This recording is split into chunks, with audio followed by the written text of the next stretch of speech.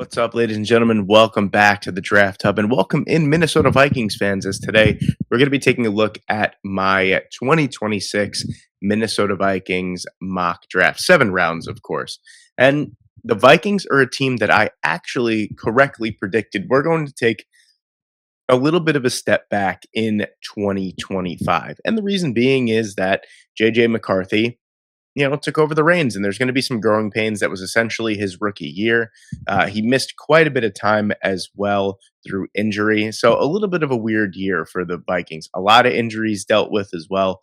Uh, you know, a lot to go into next year. The rapport and the connection between JJ McCarthy and Justin Jefferson really needs to be built upon as well. It looked like a lot of times they were kind of sort of out of sync. The defense needs to be retooled as well. The secondary is a huge need going into this mock draft. So we're definitely going to be, that's probably going to be our first and foremost, is going to be upgrading the secondary, the corner positions, the safety positions. I wouldn't even be surprised if I take, the first 2 picks are going to wind up being secondary. Interior, the defensive line also could definitely be improved upon as well. The offensive line, I'm kind of cool with. I think that when everyone's healthy, I do think this is a really good offensive line. We could retool, some backups, all that kind of stuff. Ryan Kelly might be a cut candidate, but Blake Brendel actually was a pretty dang good center when he stepped up and played center this year. So I'm kind of confident in that as well. So maybe, getting a replacement for someone like Walter Rouse or something like that. And then, of course, running back could definitely be improved upon. All right, so we're sitting here at pick number 19 and excuse me, number 18. Whoa. And yeah, I see 2 players on the board that I would like to go after quite a bit here. I'm not really entertaining a trade down right here because there are 2 players on the board that would absolutely fill a pressing need for the Minnesota Vikings. So we're looking at Avion Terrell. We're looking at Caden McDonald. McDonald, for me, really, really strong player. If Avion Terrell was off the board at this point, I would absolutely run the card up to the podium because I think Caden McDonald's a special player, especially on the interior of the defensive line. But Terrell is a player that fills probably the biggest need for the Minnesota Vikings right now, and that is the cornerback position. Just really, just a overall defensive back in general. Terrell, 5'11, 190. He's not going to be the craziest athlete that you ever see, but technically speaking, he's very, very sound. He's a great overall corner, comes with inside, outside versatility, a great run defender, and a really, really strong tackler for the position.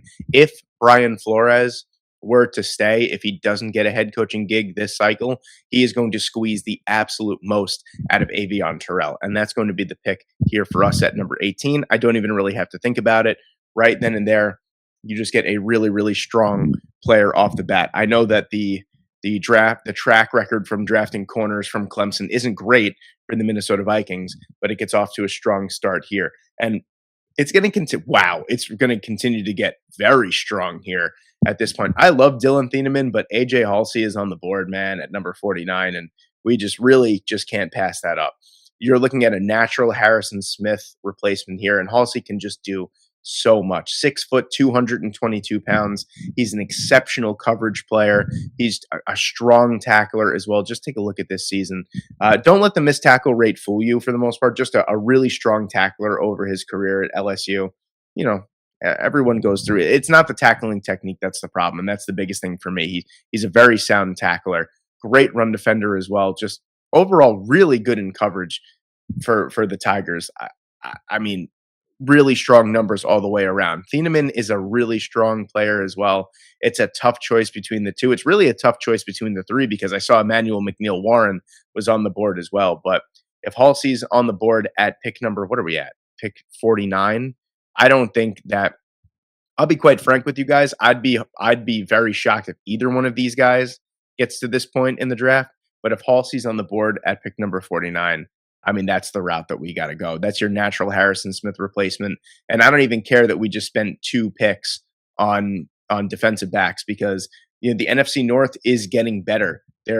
All 3 teams have a ton of weapons. You're going to have to keep up with the times. And I feel like the Minnesota Vikings in kind of years prior have kind of sort of ignored the secondary in terms of drafting early and often. And there comes a time where you need to do that. And this is the draft for it because the safety class is strong and the corner class is strong. And we get an absolute gem here at number 49 in AJ Halsey. I can't believe that he fell to 49 at this point. I'll be honest with you, I do a lot of simulations before I record these videos, and Halsey didn't fall to the Vikings once in any of these. So that is a massive surprise here.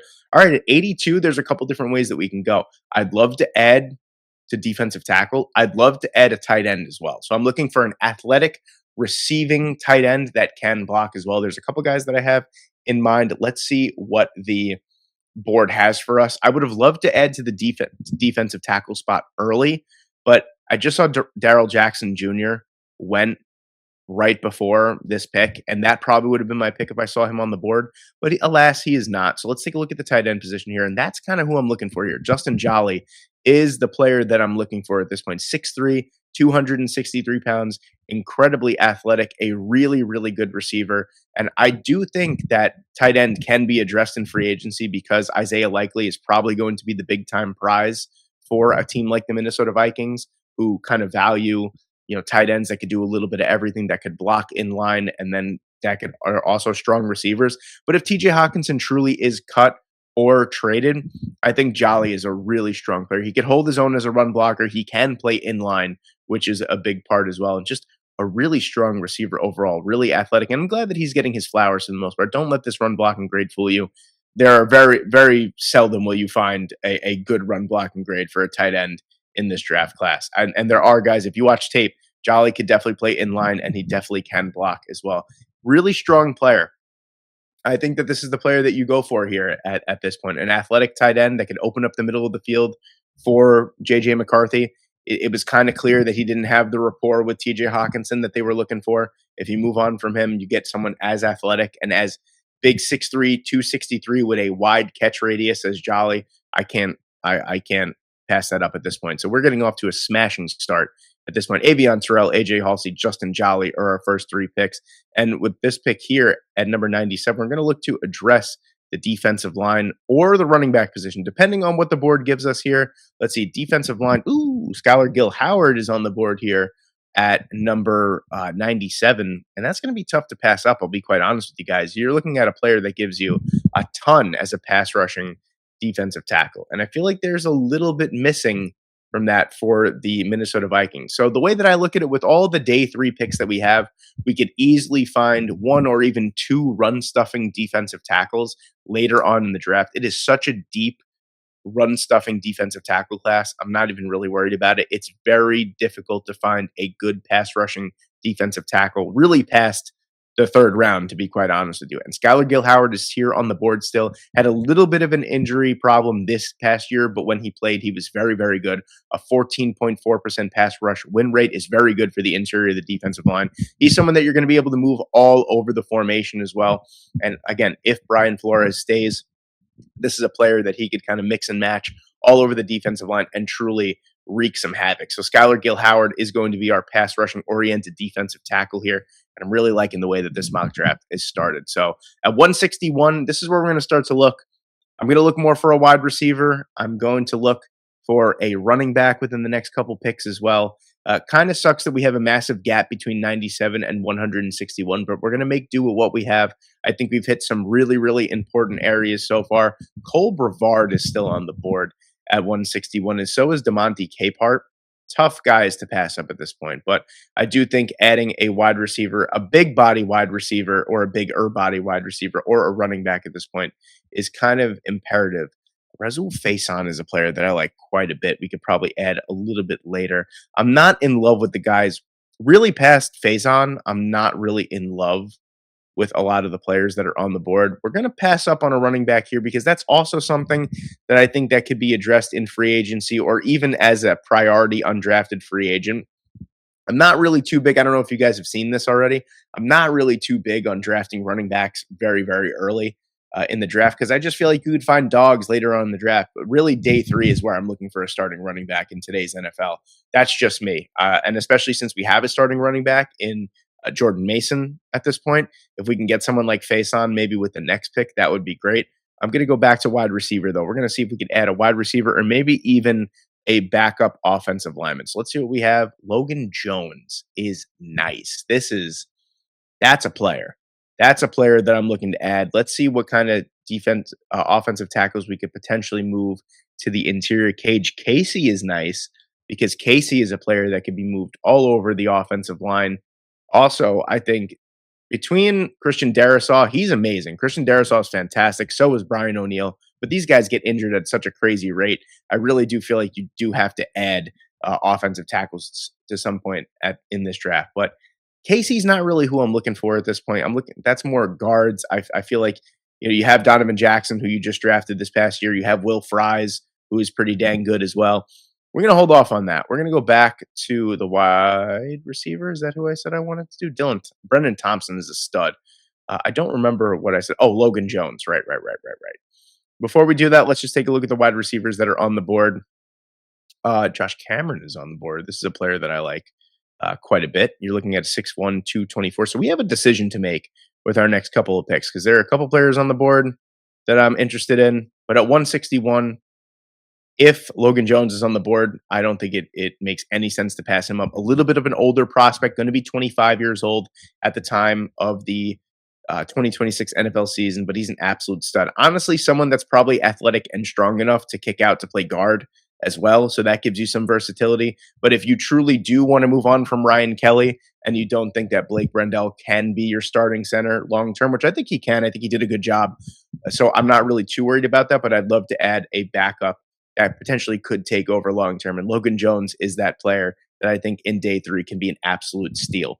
So we're looking really, really good right now. I think this is a fine mock draft so far. We kind of hit some really key areas here. With the next couple picks, I'd love to add a wide receiver. I'd love to add a running back as well. At 195, let's take a look at the wide receivers that are on the board. Yeah, and Josh Cameron's on the board, and that's the player that I'm going to go with. 6'1", 224 pounds. He's a player, I mean, look at this. You have Justin Jefferson, who's your do-it-all wide receiver, obviously one of the top 3 wide receivers in football. You have Jordan Addison, who is one of those smaller-ish, speedier wide receivers that could win on all 3 levels. And then you have Jalen Nailor, who, again, is kind of one of those, quicker wide receivers. I'm looking at Josh Cameron as someone that could win contested catches down the field and with a good, sturdy frame, 6'1", 224 pounds, had a really nice season with Sawyer Robertson at Baylor. I think this is a really strong player, and you can kind of get a potential steal here at this point. This is someone that from day one can probably play in a 3 wide receiver set. He's a very strong player. This could even open up the door for you trading Jordan Addison because Addison seems like he's getting to be a little bit of a headache at this point. But Josh Cameron's going to be the wide receiver that I go with here. And then hopefully Rasul Faison is still here, and he is. And I think Faison's a really strong player, 6 foot, 216 pounds. He's a player that doesn't have 218 pounds, even better, doesn't have too much tread taken off his tires. 118 carries, 197 and 96. I mean, this past year was obviously a down year for him, but I mean, it was a down year for the entire South Carolina Gamecocks team. It was a terrible season for them. Everyone suffered, but Faison is a really, really strong player, and he has been for quite some time for the Gamecocks. As kind of more of that, they don't run the ball too often, but he's more of your change of pace type of guy. And I think at his size and his speed, he could obviously catch the football as well. This is someone that's going to be a really nice complement to a Jordan Mason going forward. So Rasul Faison is going to be my pick at 197. And then we have another really strong, we have 202. So we got a nice little layer of picks here. Let's see what we can get here. I'm thinking about a run stuffing defensive tackle at this point. Brandon Cleveland, Gary Smith III. So it's going to be a choice between the 2 of them here for me because we did go after a pass rushing oriented defensive tackle before. So here I'm looking at Brandon Cleveland. I like Gary Smith III a lot, but he is primarily a run stuffer. I mean, look at these putrid, a 2.8% pass rush win rate. I couldn't even say it. That's how bad it was. I said bet with win rate, but a 2.8% pass rush win rate is pretty absurd. But he is obviously at 6'2", 340 pounds. He is obviously a butterball in the middle of your defensive line. Whereas Brandon Cleveland is 6'4", 315 pounds, and he's a great run defender, and he also offers you a little bit as a pass rusher as well. He's just a really strong player, has been very solid for North Carolina State for 3 years at this point. That's the pick that I'm going to go with here. Here's your run stuffing interior defensive lineman, and I'm really loving the way that this mock draft has fallen out with our last 2 picks coming up. I think I'm probably going to look for maybe a developmental type of offensive tackle, someone that could play either on the left or right side, just in case that, Christian Darrisaw gets injured again or Brian O'Neill gets injured again. But I think we've hit a lot of the areas that I've wanted to hit at this point. I really like what we've done so far. Maybe I'll add a developmental corner with one of these two picks or another safety. But really, I'm kind of content with what I've seen so far. Micah Pettis is a player that I like quite a bit, actually. 6'7", 350 pounds, played primarily on the right side for the last couple of years for the Florida State Seminoles, but put in a really strong season this year. Can definitely pass block. That is apparent. The tools are there. The frame is there. This is a player that I think with a little bit of development could be a very nice swing tackle at the NFL level. And I think at this point, at 234, I'm willing to take the chance on a seventh round developmental tackle. I don't know about you guys, especially with a 6'7", 349-pound frame. So with our last pick here at 240, let's take a look at what we could find from the corner and from the safety positions here. So we're going to add both of them together. VJ Payne, really nice player. I like VJ Payne quite a bit. Hopefully Ivan Pace Jr. comes back. I believe he's a free agent this year. I would see him being a priority re-sign for the Minnesota Vikings. But Payne is a player that actually could come down and play in the box as well. See, he's 6'3", 208 pounds. Big player. Jalen Husky is a player that I love, but I don't think he's going to be here at 240. He's a top 50 player, honestly, in my opinion. Kendall Daniels is a player that I like quite a bit. Again, at this point, you're looking for guys that you could turn from gems into actual good players. And Kendall Daniels is an interesting case because he's an older prospect, put in a really good season for Oklahoma. He's also 6'5", 242 pounds. A little bit of an older prospect, just turned 23. So, older, but not sort of really. He's a player that, man, I think is just really fun. You could kind of put him anywhere on the defense. Doesn't really do too much in terms of ball production, but he's a strong coverage player, has good ball skills, and he's a good run defender as well. Someone that could come down and play in the box as well. As you see here, 192 snaps in the box this past year for Oklahoma. I think this is, again, another kind of swing for the fences that hopefully that's what you're looking for at this point. You're building out your roster with guys that hopefully you could develop and turn into, actually really good players. And I think Kendall Daniels is a player I'm definitely willing, with those attributes and his athletic ability, I'm definitely willing to take a swing on here at 240. And that's going to end our 7-round Minnesota Vikings mock draft. All right, ladies and gentlemen, the recap for the 7-round mock draft is Avion Terrell at pick number 18. At 49, we took AJ Halsey. At 82, we took Justin Jolly. 97, we took Skylar Gill Howard. 161, we took Logan Jones. 195, we took Josh Cameron. At 197, we took Razul Faison. At 202, we took Brandon Cleveland. At 234, we took Micah Pettis.